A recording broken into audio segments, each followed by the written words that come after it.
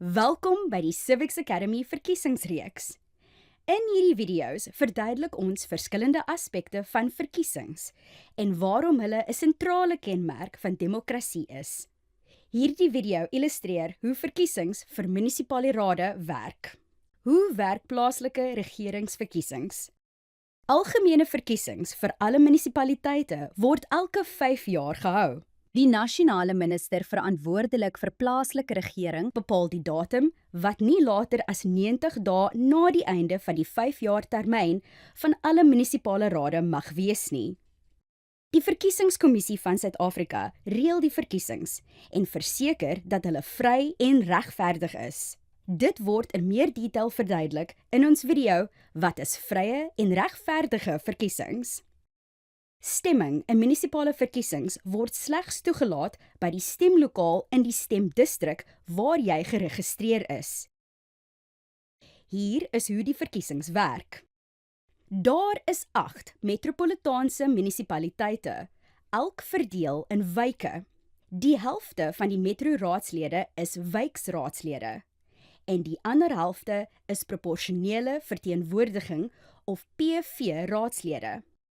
As jy dus in 'n metro woon, ontvang jy 2 stembriewe op verkiesingsdag. 1 om jou wijksraadslid te kies en 1 om jou voorkeur politieke party te kies. As jy buite 'n metropolitaanse munisipaliteit woon, woon jy in een van die 205 plaaslike munisipaliteite.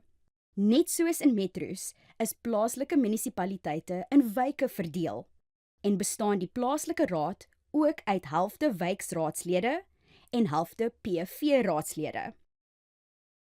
Areas buite die metros het egter nog 'n vlak van plaaslike regering, naamlik distriksmunisipaliteite. 'n Aantal plaaslike munisipaliteite saam vorm 'n distriksmunisipaliteit. Distriksmunisipaliteite koördineer en ondersteun die aktiwiteite van die plaaslike munisipaliteite en lewer dienste wat die hele distrik dek. Daar is 44 distriksmunisipaliteite reg oor die land. 40% van die distriksraad word direk verkies deur die kiesers in die distrik en 60% bestaan uit verteenwoordigers van die plaaslike munisipaliteite in daardie distrik. As jy dus buite 'n metro woon, ontvang jy 3 stembriewe op verkiesingsdag. 1 om jou wijksraadslid te kies. 1 om jou voorkeurparty vir die plaaslike raad te kies en 1 om jou voorkeurparty vir die distrikraad te kies. Die stembrief vir 'n wijksverkiesing het sy in 'n metro of plaaslike raad toon 'n lys name en foto's van kandidate. Wijkskandidate kan deur 'n politieke party genomineer word of in die geval van 'n onafhanklike kandidaat deur minstens 50 geregistreerde kiesers in die wijk.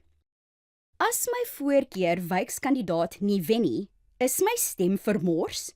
Nee, die stemme vir kandidate wat aan 'n party behoort en nie wen nie, word gebruik om daardie party se verteenwoordiging op die raad te bereken.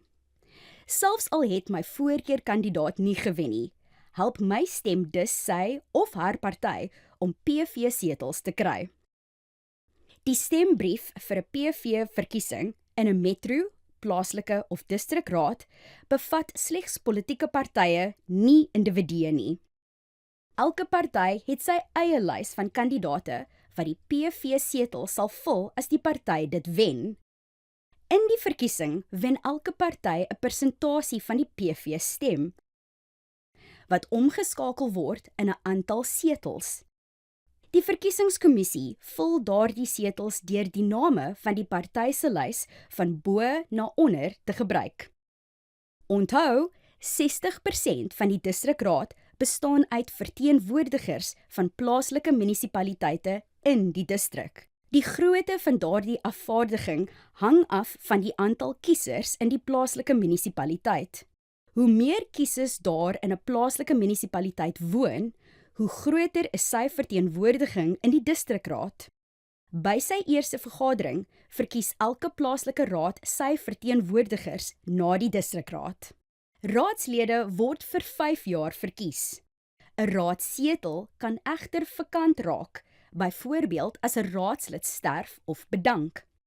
As 'n raadslid 'n party verteenwoordig en sy of haar lidmaatskap van die party verloor, raak die setel ook vakant. Dit gebeur byvoorbeeld as 'n raadslid uit sy of haar party geskort word of na 'n ander party oorgaan.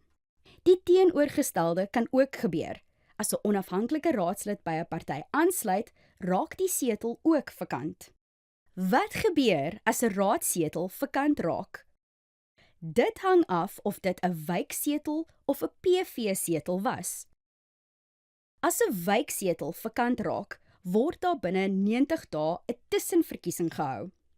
Die wenner van die tussenverkiesing neem die setel in. Die uitslag van 'n tussenverkiesing kan dus die samestelling van die raad verander en selfs bepaal wat 'n party of koalisie die meerderheid het. As 'n PV-setel vakant raak, neem die verkiesingskommissie die volgende persoon op die partylys en verklaar hom of haar verkies. Die verkiesingskommissie vra eers die party of dit die lys wil verander. In effek bepaal die party self wie die vakante setel inneem. 'n PV-vakature verander dus nie die politieke samestelling van die raad of die party of koalisie met die meerderheid nie. Munisipale verkiesings kombineer wijkverkiesings en proporsionele verteenwoordiging of PV.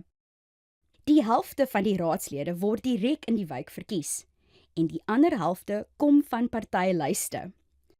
Selfs as 'n wijkkandidaat verloor, tel stemme vir partyverwante kandidaate steeds teen PR plekke, so geen stem gaan verlore nie. In metropole kry kiesers 2 stembriewe, een vir 'n wijkkonsert en een vir 'n party. In plaaslike munisipaliteite kry hulle 3 stembriewe, insluitend vir die distriksraad. Wijkvakatures word deur tussentydse verkiesings gevul en PR-vakatures vanaf die partylys. Onthou, metropolitaanse, plaaslike en distrikrade bepaal die beleide, begrotings en verordeninge van munisipaliteite. Hulle neem besluite soos die aanstelling van 'n munisipale bestuurder en hulle moet toesien dat dienste gelewer word en openbare fondse verantwoordelik bestee word. Deur te stem, help jy bepaal wie jou munisipaliteit gaan lei.